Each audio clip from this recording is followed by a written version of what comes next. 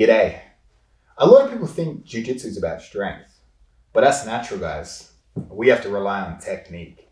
And that technique is what I'm going to bring for you today. Obviously, you've already bought the instructional, so we're going to be covering the front head and the path to the back. From the front head and back, I'm going to go over some very similar concepts. And those concepts would be the overarching idea that the higher your opponent is off the ground, the harder they are to control, and also the harder they are to submit. The other theme I really want to cover is the difference between wrestling and BJJ. And I will be teaching some wrestling techniques. And you might be thinking, why the fuck is Craig Jones teaching me wrestling? And you'd be right.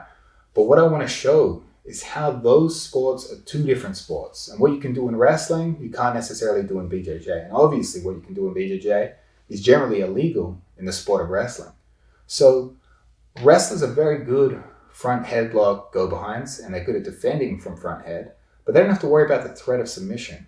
And we are going to use the threat of submission to distract their hands so that we can progress and take positions we wouldn't ordinarily be able to get on good wrestlers. From the rear body lock, from once we've hit a go-behind, we've gotten behind our training partner or opponent, we're going to show jiu-jitsu specific mat returns and obviously jiu-jitsu specific back takes. Because wrestlers have short matches. Those guys can pick each other up and slam each other knowing that the round is short, they're going to have time to break before they go again. And if they do go again in other matches, they obviously have time in between. A jiu-jitsu match could be 30 to 40 minutes.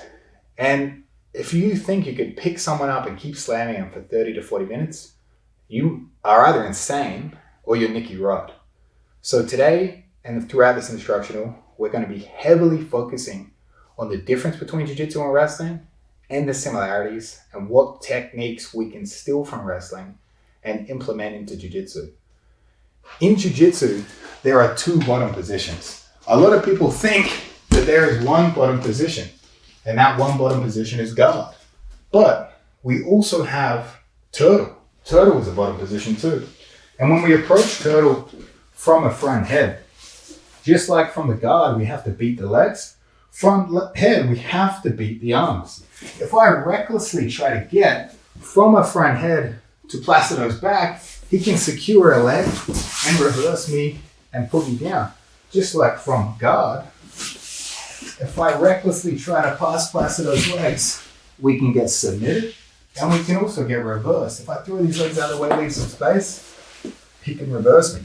So from the front head, we can use the threat of submissions to set up go-behinds. Placido, while on his elbows, has the ability to hand fight.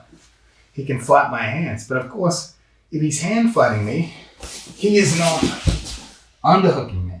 So he cannot actually defend the go-behind while at the same time defending strangles. So that is really what we're going to be covering heavily. We're also, again, with the overarching concept of layers of control based on the height of my opponent, through both front headlock and rear body lock, I'm going to demonstrate how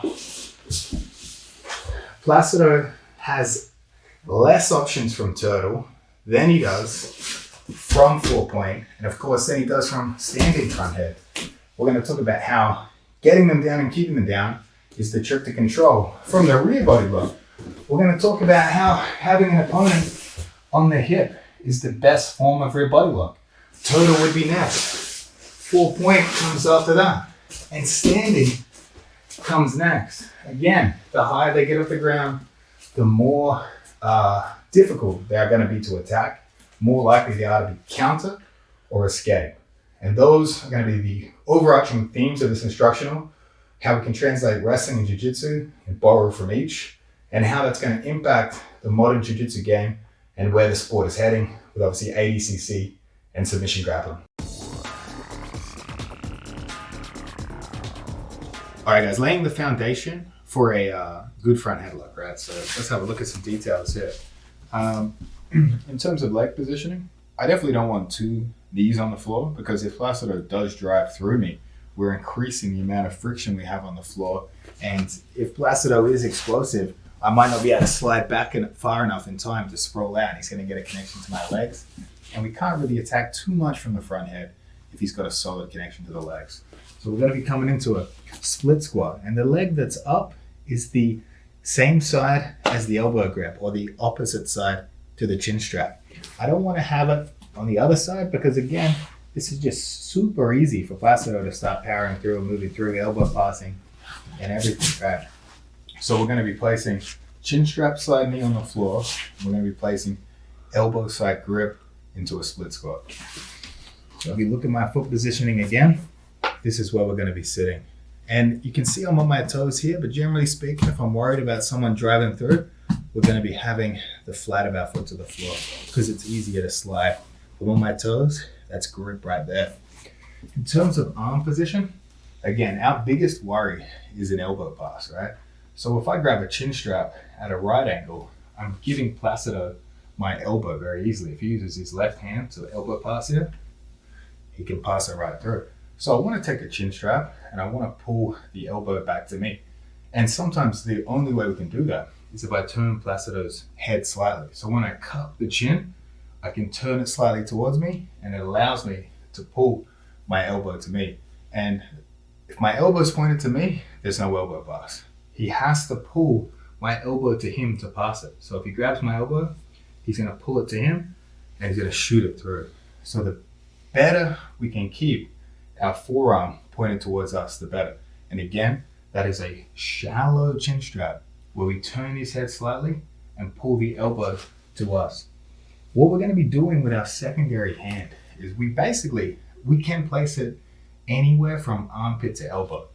But the closer it is to the elbow, the easier it will be to keep Placido down in this turtle position. If I grab his armpit, it's very easy for him to actually frame up and start coming into a 4-point position because he can post his hand on the ground. If we come back, I cup the elbow and I pull it to his head. Now every time he tries to build base, it's easy for me to pull him back down to the floor. But again, if we grab this armpit, it's easy for him to frame that elbow wide and start basically building base up. Now we want to talk about our positioning, right? So in my mind, if I want to stuff his takedown, secure the front head, I want to go chin strap arm shoulder to his shoulder. If I want to go for a go behind, I want to do a chest weight transfer to the center of his back, right? So let's look at that. Let's look at what I mean by that.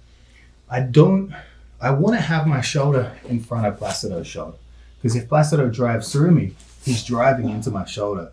If my shoulder's on top here, it's easier for him to get to a leg and power through, right?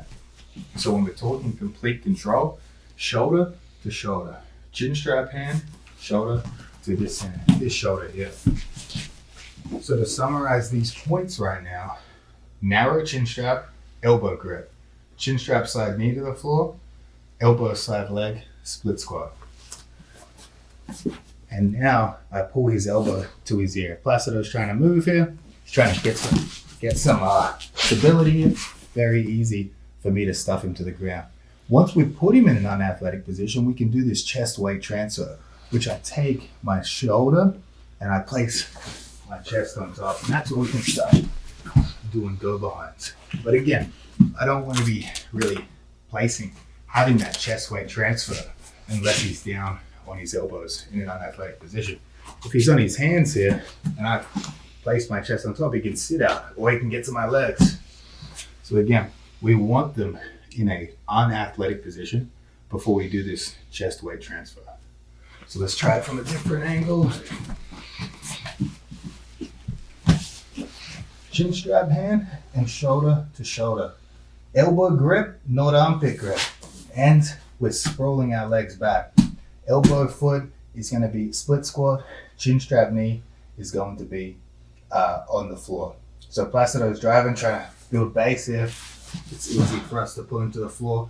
And once he's in an unathletic position, that's where we can do a chest weight transfer to control the back. But in summary, that's basically the position we want to control our opponent from a front head. But again, key details in terms of what we're thinking.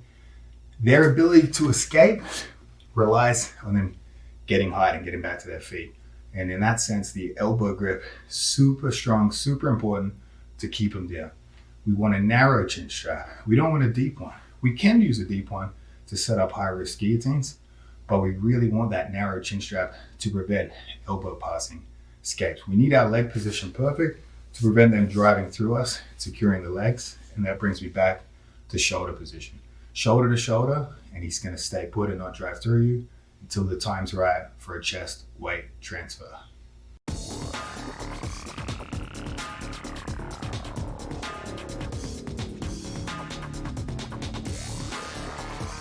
All right, guys, let's talk about hand positioning for the head snap, right? So there is a technical way to do this, right? We don't necessarily have to go the Brazilian route and just start clubbing each other in the head, right? Although that's good to get your opponent emotional, it's not really technical, right? It's not going to be a technical approach. You might do it to piss them off, and then they might overreact, and that'll set up a shot. But I wouldn't say that's a technique worth teaching, right? But in terms of what part of the hand we want to club them with, we want to be using the bottom part of our hand here. And we want to really club, and I'm trying to pull the crown of Placido's head here. I'm trying to pull his head in front of his hips with the club, and that's how we guide him down, right? I'm not even using the palm of my hand here. That's going to be much more likely to slip off. I'm using the base of the hand. So again, if we use the palm, sometimes that can slip off. If we use the base, it's going to be much more likely to groove into the base of his head, the crown of his head here, right? So when we do set up our snaps, we come through and the base of my hand is going to slide up his neck into the crown. And you can see how that's pulling his weight forward here versus what would typically be the palm of the hand and just slapping. When we do that, quite often it slips off, especially when we're sweaty here, right? But we can catch the groove of the base of our hand into the groove of the neck here. So if I were to just apply snapping pressure, we're pulling it forward. It's going to sound like on impact, but really it's the base of my hand catching the crown of the head here. So I really want to emphasize that, right? So let's look at it from this angle here. When we apply that, it's not an open hand slap. I literally am running my hand up the back of his head to pull him through. And that's the positioning of this collar class snap. So again, we're not just clubbing each other. We're not using the palm of our hand. We're using the base of our hand to catch the groove of the neck.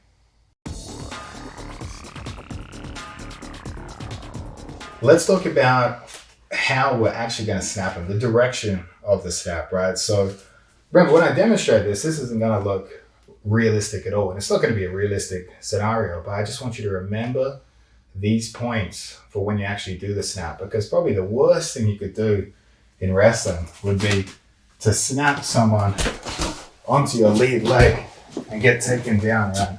So when we're snapping, we're removing this leg from the equation and we're snapping him into the place that leg was. So we take it out of the way, right? Again, if I just snap Placido here, even if I hop back with both legs, I'm really still pulling Placido onto this lead leg. And he's gonna get a flush takedown here, right? So let's say Placido, artificial stance, he's in a position where we would snap him. Obviously, he's realistically not gonna be in a stance, but we're gonna imagine we've set it up, right? I'm pulling Placido and lifting my right leg, and I step out with the left. Now there is no ability for Placido to be snapped onto my lead leg. So again, when we take this stance, we're going to step out and we're going to lift that leg and snap him into where we were. That's the biggest key to this technique, and it's the biggest key to not being countered from this technique, is we step out, and that allows us to get our front head. Again, please don't be so eager to be snapping this guy that you just pull him onto your leg. So if you can remember anything about the front head snap, it's that we're not pulling him onto the lead leg. We're getting that lead leg out of the way and we're stepping at an angle to create, to limit his ability to get to our lead legs off the snap.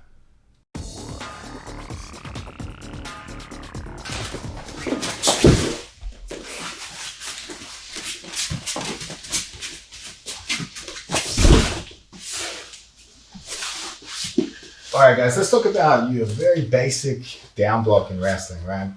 Typically speaking, when we adopt a wrestling stance, it's going to be the rear arm that reaches. Because if we reach with our lead arm, that's when we can get clean entries to the legs. And obviously, if we reach with the rear arm, this leg to get a clean entry is much further away. It's going to be harder to reach. So again, standard speaking, American wrestling, they're going to have a down block hand and a reaching hand. So if I were to take a collar tie, I would reach for a leg and shoot. Because again, if we reach with that lead arm, I've got nothing now to prevent Placido getting good connection to my legs. So we keep this hand here, so if Placido does shoot, we've got something that can block and keep separation, and we can switch straight in to our front heads. Try a different angle as well. So again, we're in our wrestling stance. We reach with the rear because if they shoot with the if they shoot into the down block arm, we can sprawl much better, and we're also going to be able to transfer that straight to a front head. So again, when Placido shoots a little real slow, we've got a blocking arm that allows us to sprawl our legs back, connect the chin strap, and immediately grab that elbow. So your very basic, fundamental wrestling sprawl is going to incorporate a down block that allows us to get separation. Once they start securing our legs, get our hips back, and to get the beauty of the down block for jiu-jitsu, we immediately get the chin strap or potentially even a front head guillotine off of those grips. Let's talk about the positioning of the down blocking arm in relation to our elbow, right? So I want you to remember when we do the down block, I'm really trying to hit him with the bicep and have my elbow facing back towards me. It's going to make the sprawl much easier. Really, it's going to make the sprawl possible. If you down block with your elbow rather than your bicep, you're actually not going to even cause any separation. And say, to demonstrate here, Placido will keep the leg grip, right? So say if he gets a hold of my leg and my elbow is facing Placido and I try to sprawl, he keeps connection. If instead of my elbow facing Placido, my bicep faces Placido and he tries to secure the leg, we can get a much better sprawl going, right? It's going to break his grip from my leg.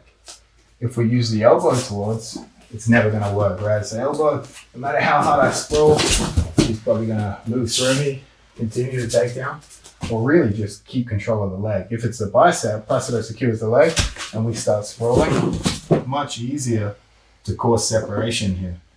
Even when we're down on such a low level here, and I face the elbow at Placido and he's got my leg, I'm not really going to break this very easily.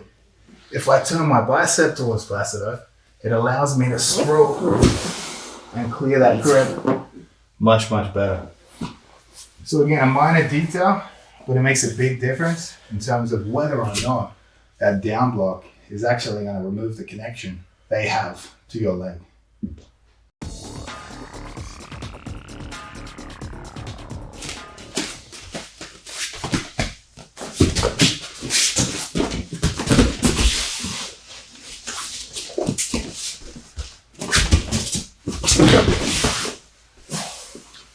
All right, guys, now let's talk about how we can set up the snap from a standing position, right? So the snap depends on Placido's posture, right? So, and this is basic wrestling, right? If Placido's posture is upright, I would just shoot. I've got a great ability to run through Placido, and he's not going to have a great ability to sprawl. Placido's posture is low, and I try to shoot. I'm realistically probably not even going to make a connection to his legs. The same is true for front heads, but in reverse, right? Placido's posture is high, and I'm trying to snap him from here. Probably all I'm going to do is snap him onto my legs, and he will take me down, right? If Placido's posture is low, and his head and shoulders are in front of his hip line here, the snap's going to be very, very easy, right? So again, it's not just a matter of trying these techniques when they're in this position. It's a matter of putting them in these positions and flowing straight into the technique. So again, resting 101 would be if I wanted Placido to posture, I would try to snap him. And when he postures up, we get our shot. The same is true for the front head snap, right? If I want Placido's posture lower and I want his shoulders and head forward of his hips, a great way to do that would be to make him think I'm going for a shot. And he pulls his leg back. He can't pull his leg back and keep good posture. And that allows me to, instead, the hand that reached for the leg, to now grab the back of the head. And we can get out snaps. So again, just like we would use a snap to set up a shot, we can use a shot to set up a snap. So again, let's say we make contact with the rear hand. And now we've got some distance management, right? I can level change, reach for the knee, and then we can grab the head and cause that snap. So again, we're not waiting for them necessarily to be in the position to do these moves. We're using fakes to put them in these positions to flow straight into the techniques we're looking for.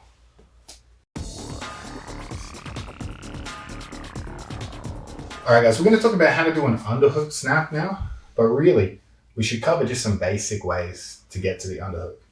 So let's take a look at 3 simple ways that I like to get to the underhook, right? The first one would be off a basic grip bike. So I'm going to be taking a thumb down grip. So we're going to look at the Placido's hands here. I'm going to take a thumb down grip on the wrist, right? We're going to pummel our elbow inside of Placido's elbow. Now it's impossible for him to win the race here to prevent me securing an underhook, right? So we can do that off both hands. Thumb down. That's going to turn his elbow out and give me space to get my elbow in. And we can take our underhook here. And in terms of underhook positioning, I'm just catching a low grip in front of the shoulder here. But it's a real simple way. We're hand fighting. I turn my thumb down and it takes Placido's elbow away from his body. It's not as simple as me reaching through here. I've got to make space to pummel that elbow inside. And we can secure our underhook. Another really simple way is off of their collar tie, right? So whenever Placido takes a collar tie, I can actually pummel my elbow inside and secure our own underhook. This works great when we both have our own collar tie here, whether we're head to head or head to shoulder. And we're gonna pummel our elbow inside. So I usually take a grip on their elbow and I throw my elbow inside and then run into them here, right? So we've got an elbow grip. I pummel mine inside and then I throw my elbow high. So a great person to watch hit this successfully in competition would be Yazdani. So he typically will do it to set up knee tap takedowns. So elbow inside, takes an underhook, and he runs fast. But for us here, we're just using it as a means to secure the underhook. The third way to get an underhook would be off a defended sweep single, right? So we've connected up. I pull Placido's lead leg close to me. I circle and secure the single. And as I'm trying to pick up his leg, he pulls me up. But of course, that's going to give me the underhook here. Again, if he didn't use his overhook to pull my body up, I would pull his leg up, right? So as he pulls me up, I lose the leg, but I secure the underhook here. So again, 3 really basic ways to get to the underhook. Let's look at them all again. Wrist control, thumb down, turn that elbow wide, pummel your own elbow inside, and step through to take the underhook. When they take a collar tie, we can throw our elbow in and take our own underhook. Or we shoot a sweep single and they pull us up, but that's going to give us our underhook here. So again, guys, 3 simple ways to secure the underhook before we get into the underhook head snap.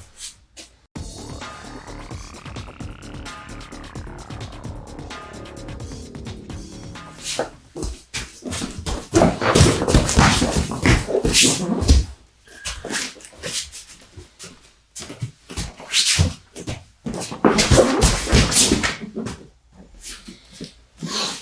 right, guys, so we'll talk about the basic underhook snap here, right? So we've covered how to get to the underhook. So now we're going to look at how to use the underhook to get to the front head, right? So let's say we've got our underhook position here. So you can see I'm not too deep. I'm obviously not too shallow. That's going to give me a strong whizzer. I'm just cupping in front of the shoulder here. And a good detail for the underhook is obviously we want good head positioning here. I don't want to give Placido good head positioning because he's going to have an ability to dig his own underhook much easier here. If I keep good head positioning, it's easy for me to control this side and block the wrist. So how do we use this to get to the underhook? Sorry, how do we use the underhook to get to the front head? That's with a circular motion, right? It's going to be very tough for me here to snap Placido in a linear way, and that's directly into me.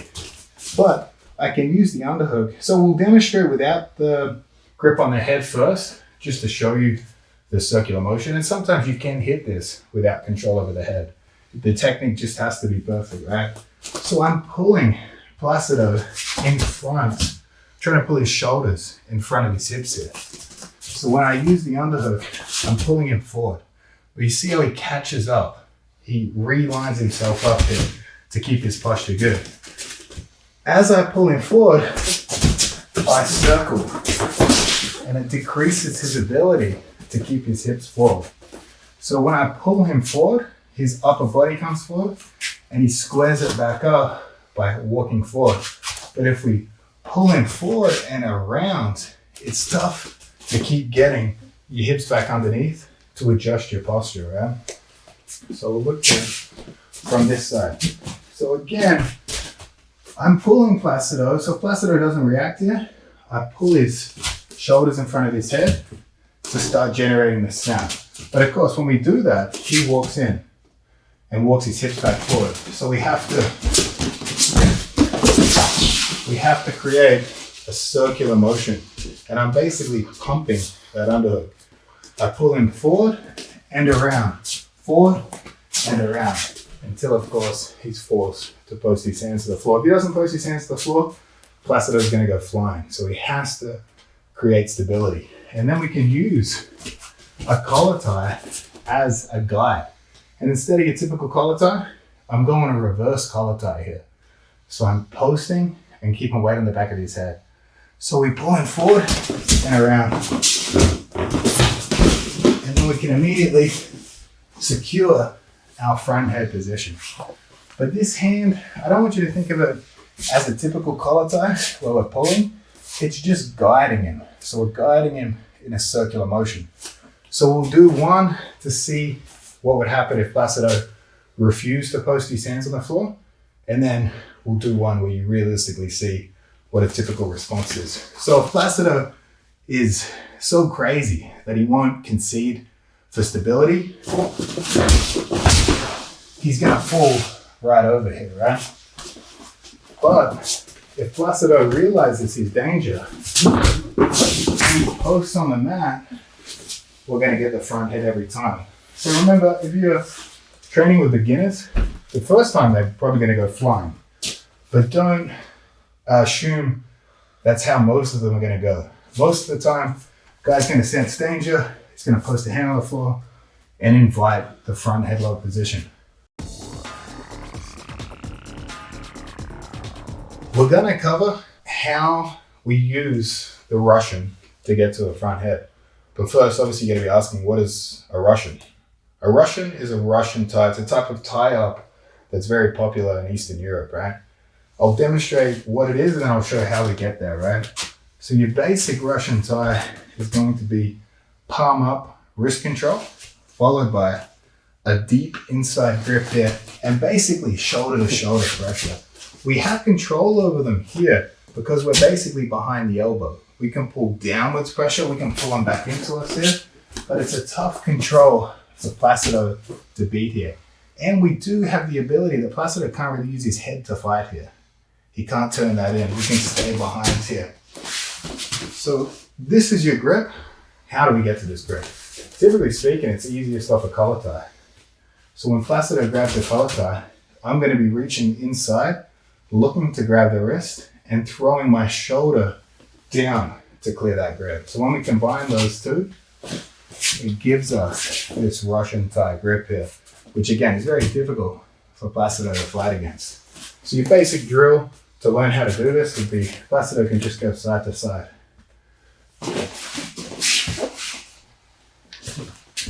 And we can just keep going to it. Sometimes as well, a good drill is a common defense Placido has here is to post on my head. And he starts trying to make distance and retract his arm. But we can switch to the other arm off this and keep maintaining those Russian ties, right? So you've got your really strong control from the Russian tie and a couple of basic drills to either get it or maintain it. But again, with your partner, just be throwing collar ties. We're pummeling and we're clearing it with our shoulder, grabbing a grip close to the armpit here. If they frame on your head here and they start making distance, we can come over the top, grab the wrist, and re-secure the Russian on the other side. What can we do from the Russian? We do have a lot of options off of these basic grips, right? So let's look at a basic foot sweep here. If Placido stands too close, I could potentially lift this and knock him over. But generally speaking, he's going to be very, very aware of that, right? But we can use that foot sweep in combination with a front head entry, right? So Placido, it's going to be hard for me to pull Placido to the floor here because he's going to keep his shoulders above his hips. But to defend a foot sweep, he needs to take a step back. And now we've broken his posture, and it's going to be easier to drive him to the floor here and secure our front head grips, right? So it's one of those moves that it is in a way a fake move because really it's not going to work, but it's going to cause a reaction to give us a much more high percentage move. So we come through, I start to fake this foot sweep, he steps out, I throw him to the floor, and I enter my front head. And that's off the basic Russian tie. But I mean, just to have a better picture of what else we could do from here, borrow Placido, we can use hip tosses to get his hands to the floor so I can hop in and kick out with my other leg and secure the front head here. So again, it's just like your basic hip toss movement. You gotta hop inside and drive his weight over the top. So I'm gonna hop my left foot deep at the same time as I kick.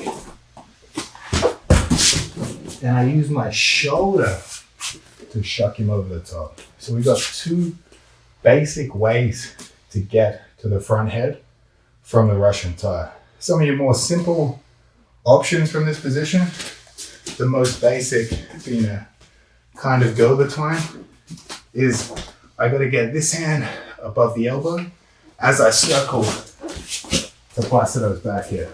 So again, if we have this Russian tie, if I can ever get my hand above the elbow here, it's gonna be difficult for Placido to prevent these back takes. We've got an ankle pick from here as well, just to give you ideas. It's as if I'm going for the hip toss, but he steps back, step behind, lower my level, pick him up, and take him to the ground.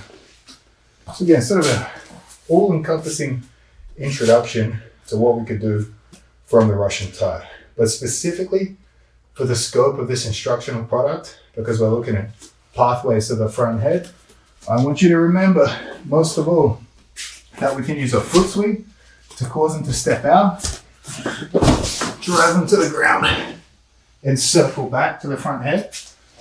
Or we could use the hip toss style pressure to force hands to the floor by hopping inside and kicking to get those hands to the floor to secure our front head position.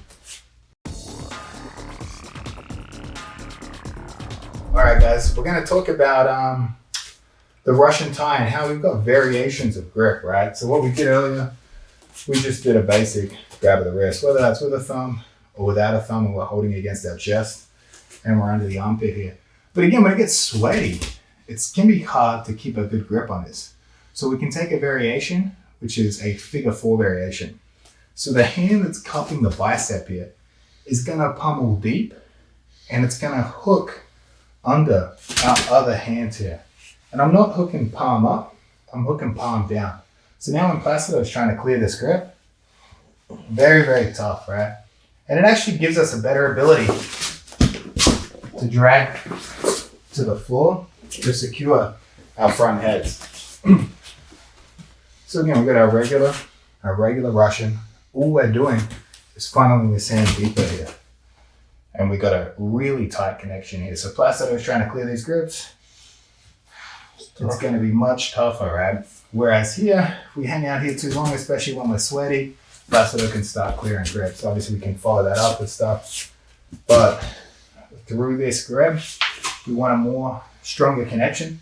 And that doesn't mean we can't do some of the things that we were doing previous. I can still try to attempt a foot sweep and get him to the ground. It's just going to be easier to get your training partner to the ground. So in full sequence, we come through, we secure our grips, we start circling, and we grab this reinforced figure 4 grip that can get their hands to the floor and allow us to take our front head position.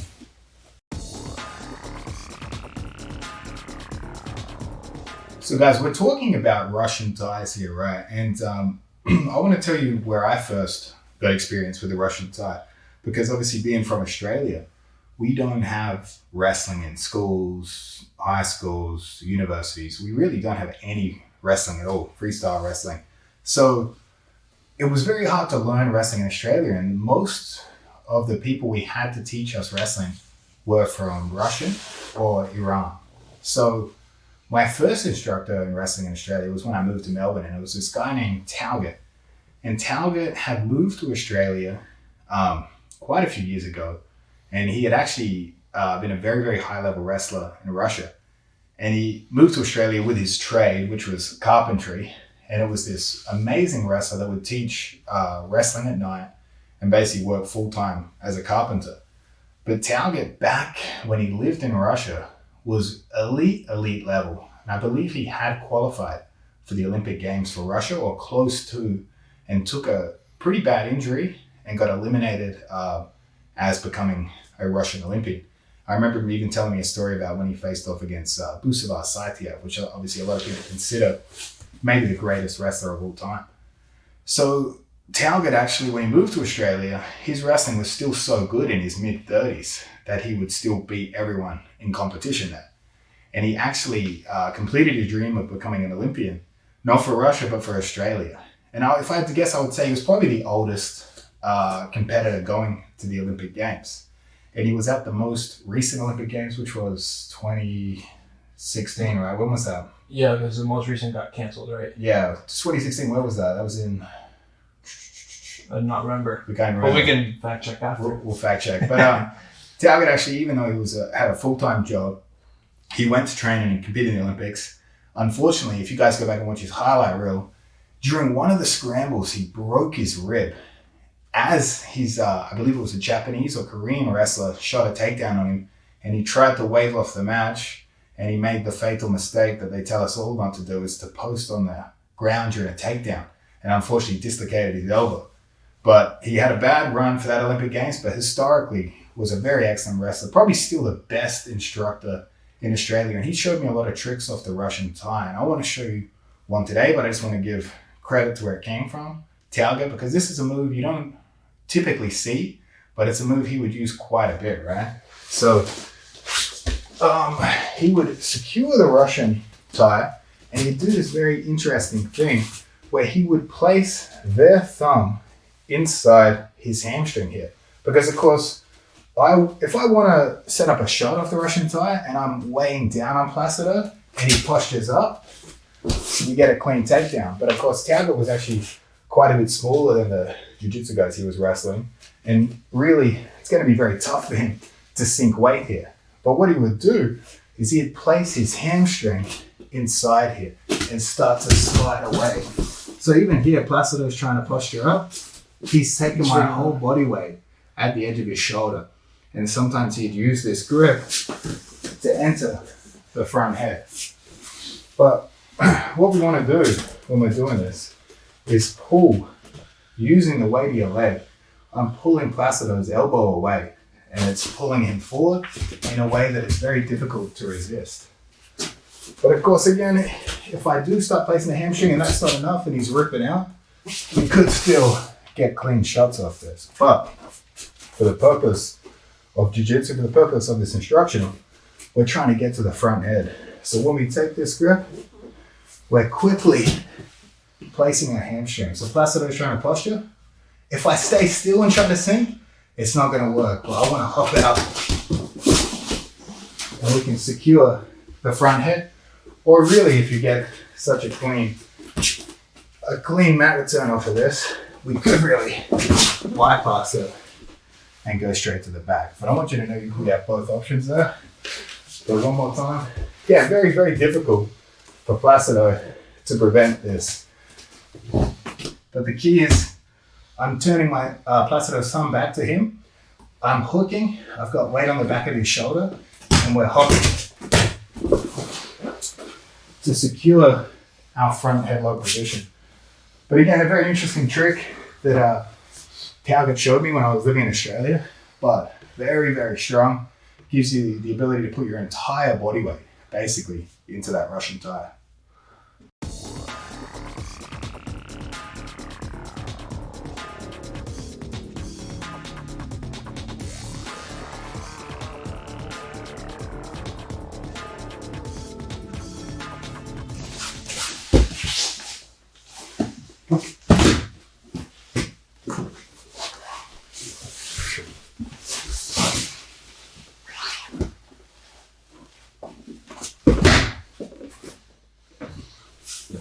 All right, guys, let's take a look at our first basic snap from the butterfly position here, right?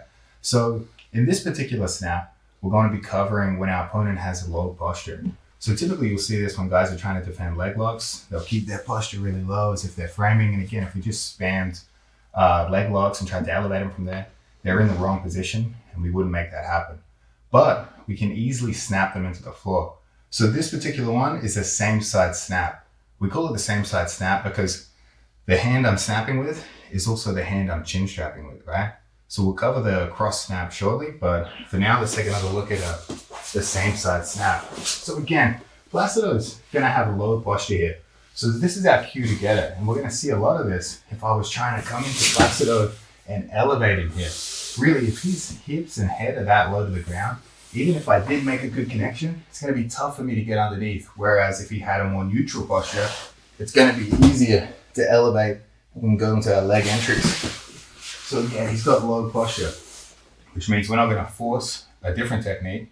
He's inviting us to have a same side snap. So what I'm going to do is I'm going to take a collar tie on the back of the head here. I'm going to take a posting hand on the floor. And my inside butterfly hook and my outside post are what's going to lift my hips off the ground and give us the ability to pull them down with our body weight behind it with some serious power there, right? So again, Placido's got low posture. I generate some height. I bring my hips off the ground and I try to pull his head where my body started. From here, we immediately take a chin strap and an elbow post, and we've created our same side snap here. So let's look at it from another angle. Placido's got low posture. We're trying to elevate. We want to get to the legs, but they adopt this position, which makes it hard for us to get underneath. So we go collar tie, hand post. We keep our inside butterfly hook, and we're going to start to lift our hips off of the ground. And as I throw my hips out of the way, I place his head where my hips began, right? So you're going to watch his head ends up where my hips started, and we immediately transition to our chin strap and our elbow post. So that right there is our basic same side hip heisting snap here. So again, we're going to do that from a low posture, typically when they are defending leg locks.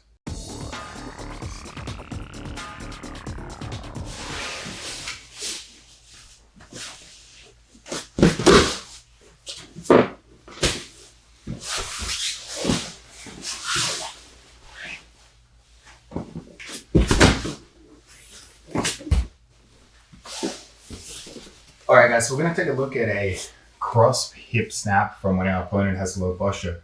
So again, it's basically we're in the exact same position that we've been doing where our opponent has low posture.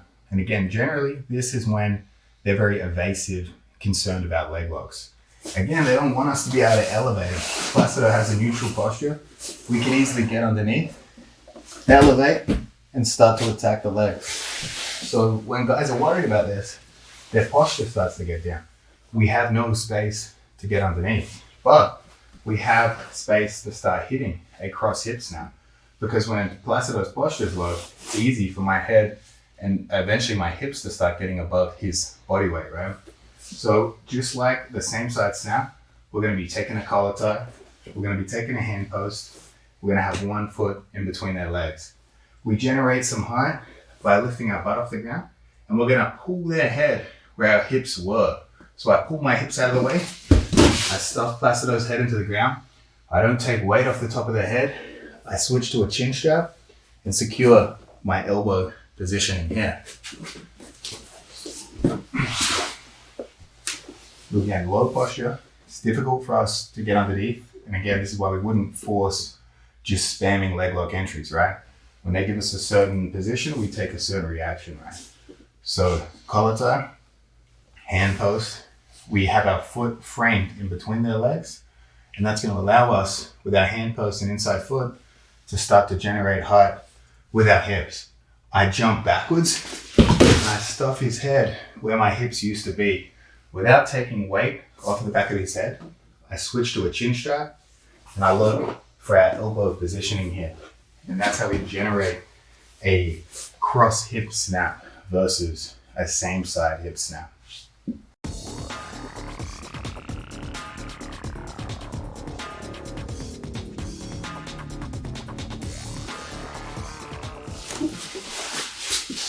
And you got high posture.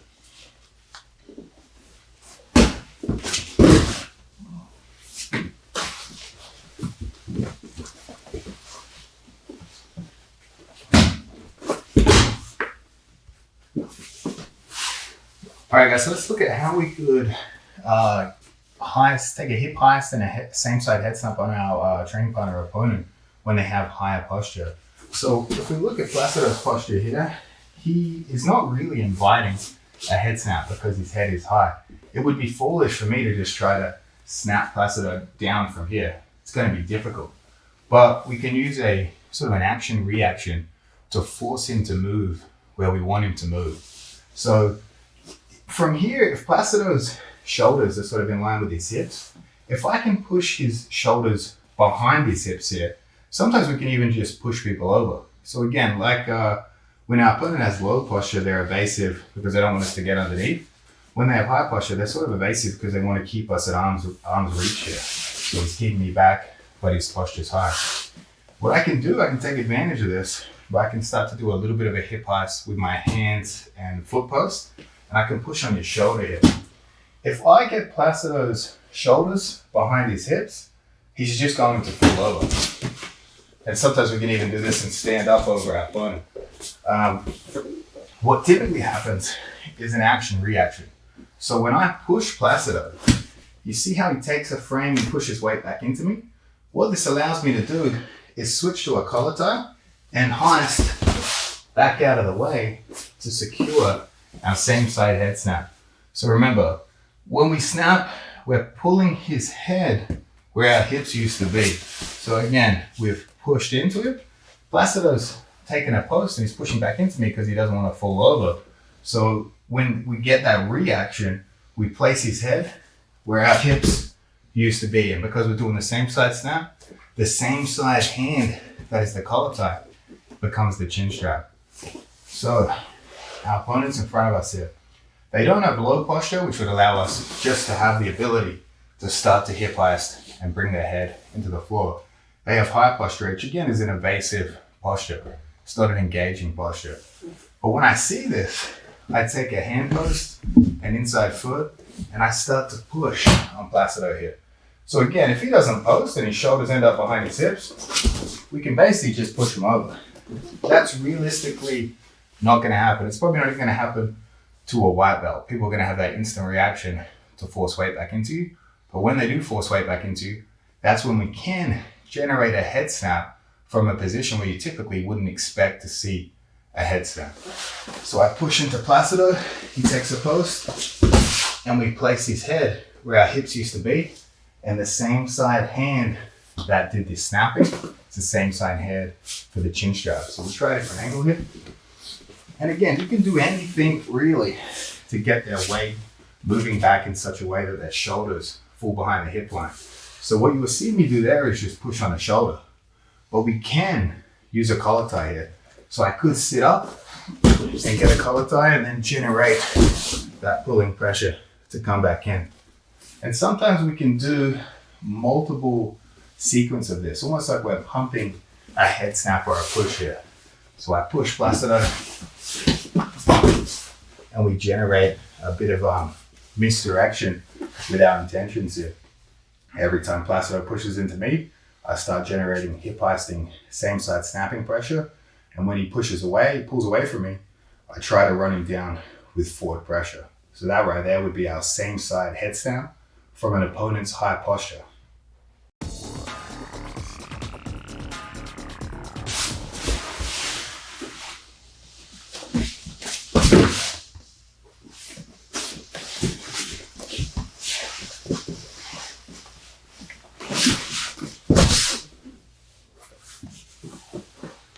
All right, guys, so now we have the cross hip heist to drive them into the ground, right? So again, we've got the same side, which means the arm that collar ties is the hand that chin straps. When we do a cross hip heist, the arm that collar ties drives their head into the cross hand, which is why we're calling it a sort of a cross hip heist here. So let's look at it. It's exactly the same as the same side in terms of reactions, right? So our opponent's got high evasive posture. There'll be two types of evasive posture, be high and low. Again, if he's low, I really can just come straight up and we get into our move. But when someone has high posture, I can't just pull Placido forward. It's going to be very difficult. I need to do something to him that's going to cause his weight to move back into me, which is going to encourage our cross hip post, right? So the easiest way to do that is I look and Placido's shoulders are above his hip line here. So I just try to push him. And again, if he doesn't react, obviously we're just going to push him over. Again, that needs to be said that very rarely you're going to just be able to push someone over, right? Every single time, and basically even if it's a white belt, if I push Placido, he takes a post and he's pushing weight back into me. And that's where our hand post becomes a collar tie. And we can pull their head where our hips used to be. We don't take weight off the back of the head. We take a chin strap and we take an elbow tie. So let's look at it from this side. So again, we've got high posture here, right? I'm gonna push, and I can push with my hands on his chest or his shoulder, or I could even just come straight into a collar tie. And we can push in. And as they drive weight back in, we pull their head where our hips used to be. We take a cross post and we take an elbow post. I will say, in terms of misdirection, when I push Placido here, he's not really sure what I'm up to. But given the nature of a collar tie, if I push Placido, he's gonna be more aware of probably what I'm trying to do with this. Be more aware that it's going to become a hip heist. So when I push on the chest, it's a little bit more misdirection. We can snap them down and take our chin strap and elbow post. All right, we're going to talk about the difference between the cross hip snap and the same side snap, right? So remember, same side snap is the hand that collar ties is the chin strap. The cross hip snap, the hand that collar ties merely drives the head into a cross chin strap, into the opposite hand. So let's talk about in what scenario you would use either of those and why one might be superior than the other. So I want you to see that when I use the same side hip snap and I get Placido down, no matter how good I am, there's going to become a moment where I let go of his head and replace it with the chin strap, right? So there's going to be a moment of weightlessness where you see the hand comes off and I try to drive and secure the chin strap. But when we use a cross hip snap, there's always weight in Placido's head and I replace that grip with the other side.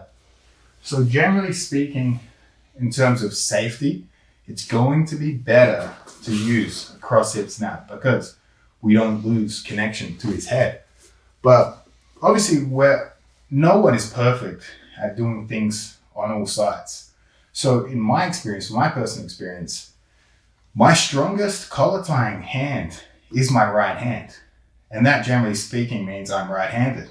And when I'm right-handed, that means my strongest chin strap is also going to be with my right hand. So for a person like me, I'm willing generally to take the risk so that I can be a strong collar tie and strong chin strap hands. I'm willing to take that risk to use the same side snap because I have better control from the chin strap if I do it with my right hand. And also in terms of submissions, my guillotine is going to be better, especially my arm in guillotine if I'm using my strong side as the control, as the chin strap style grip. But again, it's a trade-off. So if you are ambidextrous, or if you're early in your jiu-jitsu career and you drill these things perfectly on both sides and you have no discomfort doing it on the other side, I would always recommend using a cross hip snap because I've got weight in Placido's head until I transfer to the other side. But again, in terms of control, that's not all we have to think about. When I want to apply submissions, it can be better to use a cross snap. So say I really am looking to secure a front head position to immediately go into a strangle, a cross snap is going to be even better. And that might mean I take, instead of using the same side snap, I might switch to use my weaker hand as a collar tie and pass it in to a deep guillotine because we can transfer immediately into the submission with a cross snap. But if I use the same side snap, I have to secure and then I have to start bringing the head over to start thinking about attacking guillotines, right? Let's say we use the cross snap. Now, I come up, I pull Placido down. It's very easy for me to throw that grip all the way through in that scenario in which we'd attack a high risk guillotine. So these are more conceptual ideas I want you guys to think about. So try to decide which is my superior collar tying hand, which is my superior chin strapping hand, which is my superior guillotine hand. And you can use those things to decide what would be the right snap for you and what would be the right snap in the right circumstances. Say, for example, I'm facing off against a high level wrestler. I might be thinking of really choosing to use the cross collar snap and pass them straight into a guillotine, understanding that their front head defense, and for me to control that position, would be limited, whereas their vulnerability to guillotines would be high. Whereas maybe I'm facing off against a pure jiu-jitsu guy, and I know if I secure the front head, I could keep him there as long as possible, but his guillotine awareness will be strong, and they might even be on two elbows readily defending the hand. We can assume people's skill set and reaction based on the past experience they've had.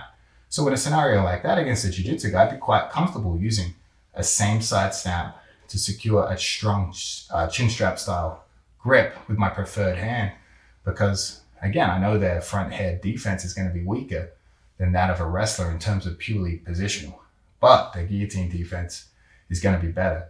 So understand that there's strengths and weaknesses in each style of snap. But again, those are going to depend on who you're facing. And also it's going to depend on what you want to do with those front head snaps. Are you wanting to go straight into a submission? Cross side snap. Are you wanting to go straight into a control position with your preferred hand? Probably a same side snap. It's going to be your best from that position.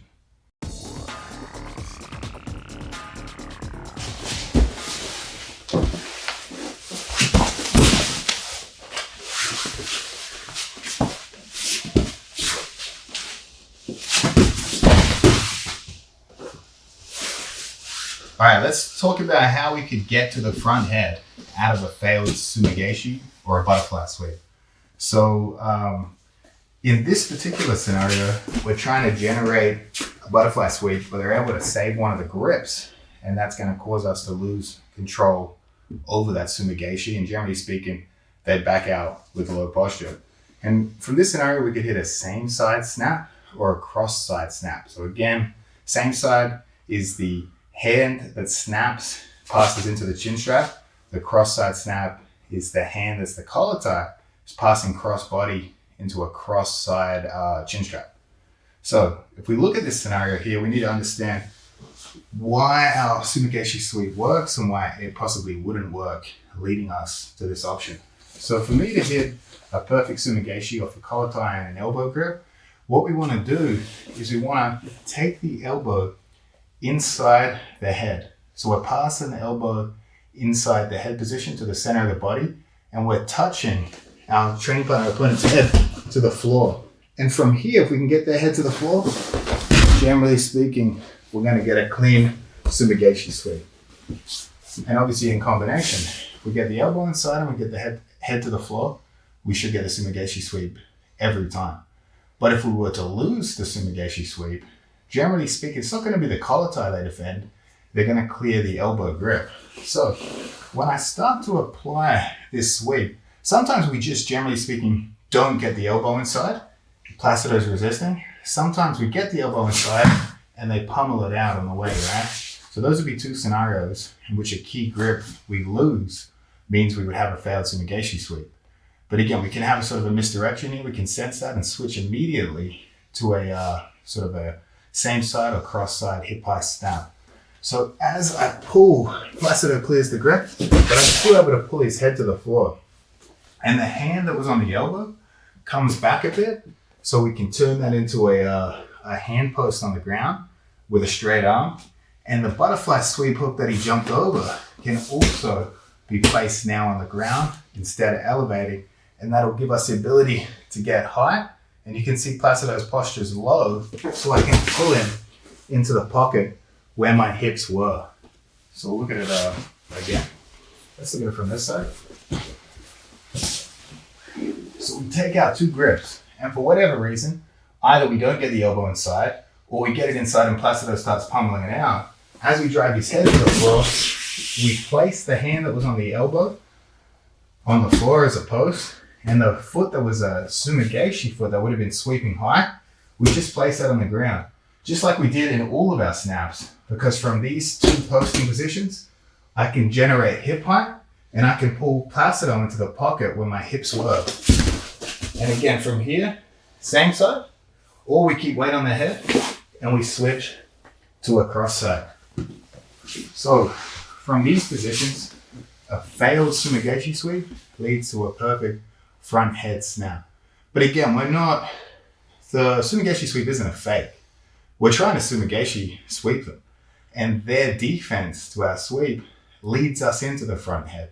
So we can't force a front head out of a sumigashi, but if they defend it correctly, we can use that failed sumigashi sweep to get height above our opponent and again snap their head into the position our hips used to be.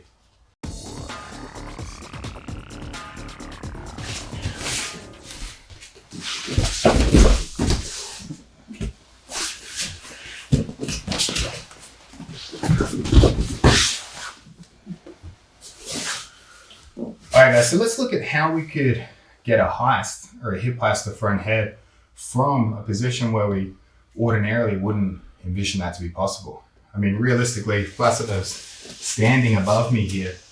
My ability to get above him here seems pretty slim. But again, we know how opponents react. Generally speaking, as Gordon Ryan would do when he's dealing with a standing opponent, he's always harassing the feet. He's always messing with their balance. And we know that opponents get sick of that. And what generally speaking happens when they get sick of that is they drop to two knees. And now that might come about just like that. So say me and Placido are moving around, say I've been harassing Placido's feet, he's had enough of it, he might just randomly drop to two knees. Or a defense to the double Koichi is for Placido to drop to two knees. So now you can see how we do have the ability to cause reactions that will allow us to get into a front head from a hip heist. But the key is we need to time it, right? if I hit the double Kouchi on Placido and I wait for him to drop to 2 knees, then I take his head and start getting up, Placido is realistically gonna clear it here. And that's not necessarily a bad thing, because while our opponent's moving more than us, they're using more energy than us, right? So that's going to be a fatiguing game for Placido to play. Constantly dropping to 2 knees, getting back up, and clearing collar ties. But if we can time it, and we know we can time it because we know how he might react to a double Kouchi, we want to hit that as they drop to 2 knees, right? So I know that if I hit a double Kouchi, Placido starts dropping, I already want to be getting up, right? So the timing will look like he starts rolling, and you can see I'm already above Placido by the time he's dropping to 2 knees, and we can transition to our front head. And what you generally see happen with this is we don't even necessarily get a perfect collar tie off it. But as long as I end up above Placido here and get my chest on top, then secure the front head, we can have scrambles where we get on top of our opponent. And also, you can time this when you see that they are starting to want to drop to 2 knees. So generally speaking, I know that if I keep messing with Placido's balance from all directions, we can start timing these front heads. So I want you to know in your head that when we harass the feet, there's an unconscious sort of pressure that starts building in Placido. As his feet start getting wobbled, he does start to think to himself, I better get to 2 knees. I'm going to try passing from 2 knees. They get uncomfortable because the more we can off balance them, the more likely we are to generate a good attack. And when they drop to 2 knees, they're going to feel confident that we don't have as strong an ability to off balance them from there. So we know that. Remember that. You harass the feet long enough, they will drop to 2 knees. And that goes without saying for generally speaking, most people. We keep harassing the feet, they will drop to 2 knees. But the best one is going to be the double Kouchi, because that is a attack with a specific defensive reaction that brings them onto 2 knees. So when I hit the double Kouchi, 1 foot in, the other foot in, we push on the hip. As he starts dropping, we're already getting up. And as I get up, I can pull his head into the space I used to be. Or sometimes if they drop, we can just get straight up and get on top, whether that's with an armpit grip or whether that's just getting our chest on top of them here. So we can force front heads from a position with our opponent standing above us that you ordinarily wouldn't even expect was possible.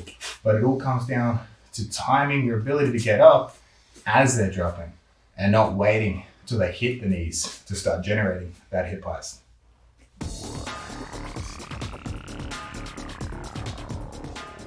You're probably going to see the hip heisting game, and I would say it's still a modern sort of thing, a modern phenomenon, right? Because